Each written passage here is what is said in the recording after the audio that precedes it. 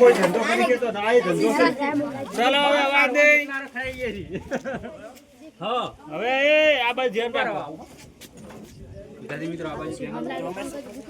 ધ્યાન આપો. તમે દરરોજ અહીંથી નીકળો છો પણ તમને ખબર નથી કે દિનેશભાઈ પણ એક સારો પોતાનો વ્યવસાય લઈને બેઠા છે, પણ આપણે કોઈથી ધ્યાન દેતા નથી.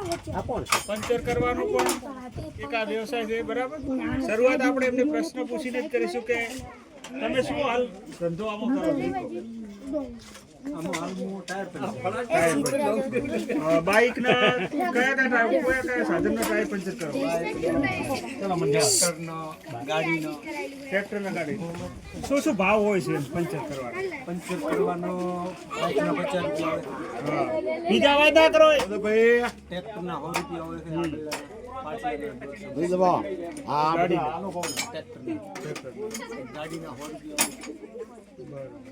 અને આ શું છે એ ખાલી બતાવી દો. સાધનો કયા કયા? હવા ભરવા.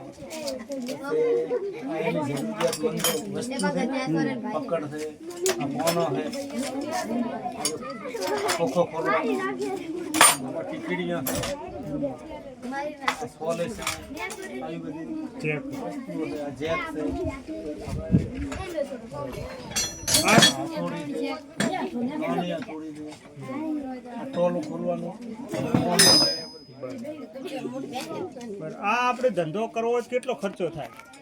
હાલ અંદાજિત ધંધો કરવા માટે અત્યારે 35-40 હજાર થાય. હવા ભરવાની ટોકી સાથે 35-40. ડેલી આમ કેટલા રૂપિયાની આવક થઈ શકે? આવક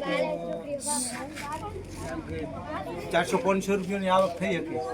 400-500 રૂપિયા ડેલી તો સારી આવક કહેવાય. આમ તો આના પછી બીજું તો કોઈ મૂડી રોકાણમાં હોતું નથી કોઈ? ના, પછી પહેલી જ મહિને મૂડી રોકવાની પછી કોઈ હોતું નથી. તો 400 મહિને આમ 15-20 હજાર રૂપિયા આરામથી મળી રહે. અને સાઈડમાં ખેતી કામ ને એ પણ આપણે કરી શકીએ. ખેતી કામ થઈ શકે. તો વિદ્યાર્થી જો આ ટાયર પંચરનું પણ ખાસ એક આ પણ તમે કરી શકો. હાઈવે હોય જગ્યાએ ખાસ તમે આ રીતે આયોજન કરીને કામ કરો તો તમને એ પણ ફાયદો થાય ટાયર પંચરનો. અત્યારના સમયમાં સાધન ખૂબ વધી ગયા છે.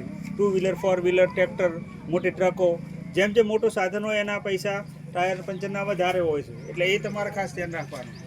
હો. અને આ પણ ટાયર પંચરનો ધંધો સારામાં સારો છે. જેને પણ આપણે કરવો હોય તો મોટા થઈને તમે આ પણ કરી શકો છો. આમાં પણ સારી એવી આવક છે. એક વખત થોડો ઘણો 40-50 હજારનો તમે ખર્ચો કરી લો, એના પછી એમાં કોઈ મૂડી રોકાણ કરવાનું હોતું નથી. તો આપણે પણ દિનેશભાઈનો એક વ્યવસાયકાર તરીકે ખૂબ ખૂબ આભાર. ચાલો.